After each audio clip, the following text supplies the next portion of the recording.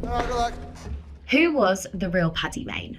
Now, if you're watching SAS Rogue Heroes, you'll know exactly who the reckless madman Paddy Mayne is. But is that an accurate portrayal of one of the founding members of the SAS? Let's take a closer look at some of the most notorious rumours surrounding the legend that is Paddy Mayne. Paddy was first approached to join the SAS by the Phantom Major David Stirling whilst in prison for assaulting a superior officer. This actually isn't true.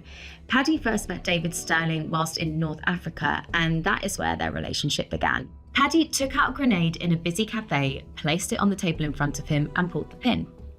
Yeah, this one actually is true, but it wasn't just a reckless act. He was actually trying to make a very important point. He had been horrified by the handling of grenades by French troops who had joined the SAS in 1944.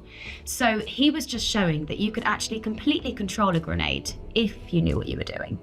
One of the most memorable scenes from SAS Rogue Heroes is probably Paddy storming a Nissen hut and shooting everybody inside, but that didn't happen. Although the story does appear in David Stirling's official biography, the vivid eyewitness account it was based on was from somebody who wasn't even on the raid.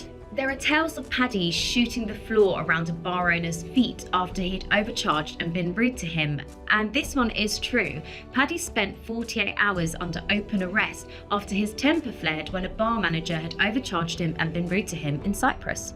Whilst based in Egypt, Paddy had set out one night to beat up BBC broadcaster Richard Dimbleby after he'd been annoyed by his cushy reporting whilst holed up safely in Cairo, whilst Mayne and his men were doing the hard graft of actual soldiering. Yeah, this isn't true. Although Paddy was annoyed by reporting of his heroic actions rather than the SAS as a whole, Dimbleby had left Cairo months before Paddy had allegedly set out to get him. Now, there is no doubt that Paddy was an extremely brave and heroic soldier, but the truth is he was tough but disciplined, even to the point that when Major Stirling was captured and he took over leading the SAS, he kind of whipped them into better shape.